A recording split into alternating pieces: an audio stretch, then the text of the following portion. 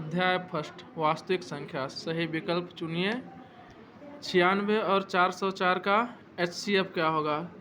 सबसे पहले तो 96 का गुणनखंड करेंगे। 96 का गुणनखंड सबसे पहले गुणनखंड करने के लिए छोटी संख्याओं से क्या किया जाता है?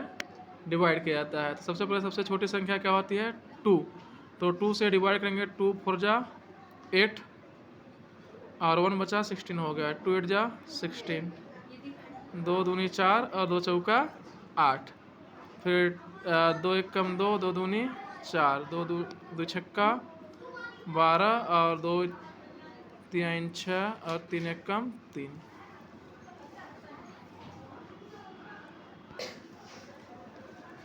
तथा 404 का सबसे पहले गुणनखंड करेंगे। तो 2 दूनी 4, 0 है 0 तो जाएगा। फिर 2 दूनी 4, 2 1 कम 2 और 2 0, 2 1 कम 2। फिर 101 किसी से कटता नहीं है तो 101 से ही कटेगा। तो 101 1 कम कितना हो जाएगा? 101। अब सबसे पहले 3 का करेंगे। 96 का गुणनखंड क्या क्या है देखते हैं। 2 गुणे 2 गुणे 2 गुणे 2 गुणे 2 गुणे 3 और 404 का गुणनखंड आया है 2 गुणे 2 गुणे 2 गुणे 2 गुणे 101। सबसे पहले HCF के लिए देखा जाता है कि इनमें कौन कौन सी संख्याओं का जोड़ा बन रहा है। तो एक पेयर 2 का बन रहा है और एक पेयर और 2 का बना। तो CF बराबर हो जाएगा 2 × 2 बराबर 4। तो फर्स्ट वाले का आंसर होगा option number B 4। Question number 2, 12 और 15 का HCF क्या होगा? सबसे पहले 12 और 15 का गुणनखंड करेंगे। तो 12 का गुणनखंड करने पे आएगा 2 गुणे 2 गुणे 3, 2 दूनी 4, 4 3 12। और 15 का गुणनखंड करेंगे तो आएगा 3 गुणे 5। तो इसमें 3 और 3 का एक पेयर बन रहा है। 3 और 3 का एक पेयर बन रहा है तो HCF इसका कितना हो जाएगा? HCF बराबर 3, यानी इसका आंसर कितना आएगा? 3। ऑप्शन नंबर ए होगा। दो संख्याओं का गुणनफल 32 दे रखा है, ठीक, यानी और पूछा गया कि LCM 8 दिया है, HCF आपसे पूछा गया। इसको ज्ञात करने का सूत्र होता है first number into second number equal to होता है LCM इंटू HCF। तो फर्स्ट संख्या और सेकेंड संख्या का गुणनफल ऑलरेडी दे रखा है कितना? 32 और LCM कितना दिया है? 8 और HCF चुपचाप से लिख देंगे। इधर जब भी कोई संख्या बराबर के अपोजिट साइड में गुणे में होती है तो बराबर की जो दूसरे साइड आती है तो किस में जाती है? भाग में। तो कितना हो जाएगा? 32 अब बटे 8 काट देंगे तो 8 चौक 32। तो इसका HCF कितना आएगा? 4, जो कि ऑप्शन नंबर फर्स्ट में है। तो इसका क्वेश्चन नंबर 3 का सही आंसर क्या होगा? Option number first. Question number 4, 4 और 7। 4 और 7 का महत्तम समापवर्तक होगा 4 और 7। इसमें एक अभाज्य संख्या दी हुई है 7। जब कभी भी HCF पूछा जाए और उसमें क्या आ जाए? अभाज्य संख्या आती है, ठीक है। तो वैसी संख्याओं का हमेशा जो HCF होता है वो कितना होता है? 1 होता है। अब है क्वेश्चन नंबर 5, 5, 15 और 20 के लिए LCM और HCF का अनुपात पूछा गया है, ठीक है अच्छा। तो इसमें दिया है 5 का, सबसे पहले क्या करेंगे? फैक्टर निकालेंगे। तो 5 का फैक्टर कितना होगा? 5 × 5 × 1।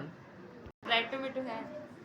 5 का जब हम लोग फैक्टर करेंगे कितना आएगा? 5 × 1। इसके बाद किसका करना है? 15 का। 15 का करेंगे कितना हो जाएगा? 3 × 5। और कौन सी संख्या है? 20।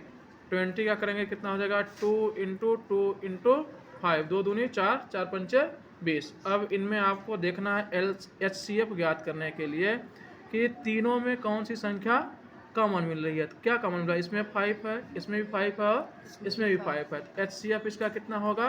5। और LCM के लिए क्या करेंगे? सबसे पहले देखेंगे इसमें 5 कितनी बार आया है? एक बार। इसमें कितनी बार आया है? एक बार। इसमें कितनी बार आया है? एक बार। यानी तीनों में देखेंगे 5 जिसमें सबसे अधिक बार आया होगा उसको पहले लिखेंगे। तो 5 सभी में एक ही बार आया है तो 1 लिखेंगे, एक बार 5 लिखेंगे। इसके बाद देखो इसमें 3 कितनी बार आया है सभी में? एक बार, तो खाली एक बार 3 लिख देंगे। 2 कितनी बार आया है अधिकतम? 2 बार, तो 2 बार 2 को लिखेंगे। कितना हो जाएगा? 5 तिहाई 15, 15 दूनी 30, 30 दूनी 60, यानी एलसीएम कितना आया? 60। हमसे पूछा गया था कि एलसीएम और एचसीएफ का अनुपात, तो एलसीएम 60 आया है और एचसीएफ कितना है? 5, तो 60 अनुपात 5 करेंगे तो कितना हो जाएगा? 5 एक कम 5 और 12 पंचे 60, तो जो अनुपात आएगा वो कितना आएगा? 12 अनुपात 1 का, 12:1, जो कि ऑप्शन नंबर किस में है? डी में। तो इसका आंसर क्या होगा? Option number D. फिर नेक्स्ट अगला क्वेश्चन है क्वेश्चन नंबर 6। इसमें पूछा गया निम्नलिखित में से कौन सी संख्या अपरिमेय संख्या है? तो √2, √3, √5 जो भी संख्याएं रूट में होती हैं और वो संख्या किसी का निश्चित अगर वर्गमूल नहीं है तो रूट में आने वाली सभी संख्याएं क्या होती हैं? अपरिमेय होती हैं। तो ये ना तो 2 किसी का वर्गमूल है, ना तो 3 किसी का है, ना ही 5 है। तो इसमें इसका आंसर क्या होगा? उपरोक्त सभी। 12, 15 और 21 का एलसीएम पूछा गया हमसे, तो 12, 15 और 21 का एलसीएम ज्ञात कर लेते हैं। सबसे पहले 2 से काटो, 2 छक्का 12, 15 और 21, फिर 2 से काट दो, 2 तिहाई 6, 15, 21, फिर 3 से काटो, 3 एक कम 3, 3 पचे 15, 3 सते 21, फिर 5 से, फिर 7 से, तो 2 दूनी 4, 4 तिहाई 12, 12 पंचे 60 और 60 सत्ते 420। तो इसका ऑप्शन नंबर क्या होगा? 7 का सी। कितना आंसर आएगा? 420।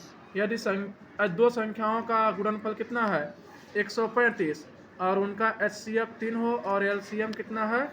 अगर एचसीएफ 3 हो तो एलसीएम ज्ञात करना है।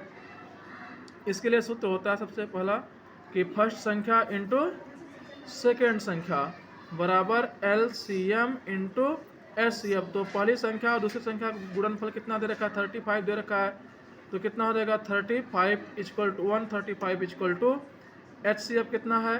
3, तो एलसीएम इंटू एचसीएफ की जगह पे एचसीएफ का मान रख देंगे। जब भी कोई संख्या बराबर के दूसरे साइड गुणे में होती है तो अगर अपोजिट साइड लेके जाते हैं वो किस में हो जाती है?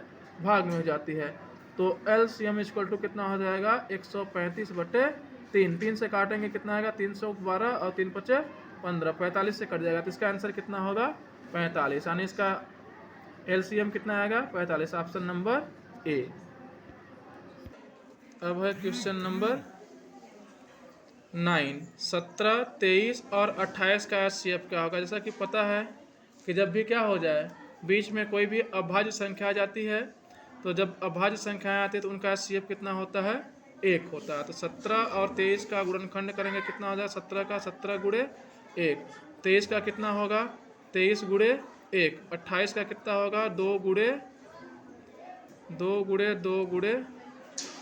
7, ठीक। 2 दूनी 4, 4 सत्ते 28। तो इनमें क्या कुछ कॉमन मिल रहा है? नहीं मिला। जब कोई भी कॉमन नहीं मिले तो उसका एचसीएफ कितना होता है? 1। तो 9 का क्या होगा? Option number 1। फिर क्वेश्चन नंबर 10। 11 और 13 का एचसीएफ पूछा है। तो 11 और 13 दोनों कैसी संख्या है? अभाज्य संख्याएं हैं। तो अभाज्य संख्या का एचसीएफ कितना होता है? 1। तो इसका क्या होगा? Option number D.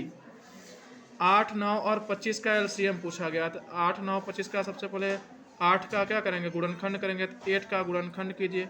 8 का गुणनखंड होगा 2 × 2 × 2, 2 दूनी 4, 4 दूनी 8, और 9 का क्या होगा? 3 × 3, और 25 का कितना होगा? 5 × 5। तो कुल मिला के 2 दूनी 4, 4 दूनी 8, 8 त्रिक 24, 24 तियाँ 72, और 72 का गुणा कर दीजिए किससे? 25 से। 72 गुणे 25 कीजिए, कितना हो जाएगा? 25 दूना 50, और 25 सत्ते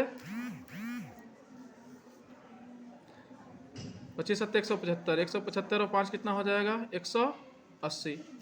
तो इसका 8, 9 और 25 का जो एचसीएफ आएगा वो कितना आएगा? 1800। 5 √2 कौन सी संख्या है? परमेय है या अपरमेय? तो √2 कैसी संख्या है? अपरमेय संख्या है। तो √2 अपरमेय है, तो किसी भी संख्या में अपरमेय संख्या घटाने पे जो मान प्राप्त होगा वो भी कैसा होगा? अपरमेय ही होगा। आगे पूछा है क्वेश्चन नंबर 13 में 15 और 20 का एलसीएम क्या होगा? तो 15 और 20 का एलसीएम होगा 60।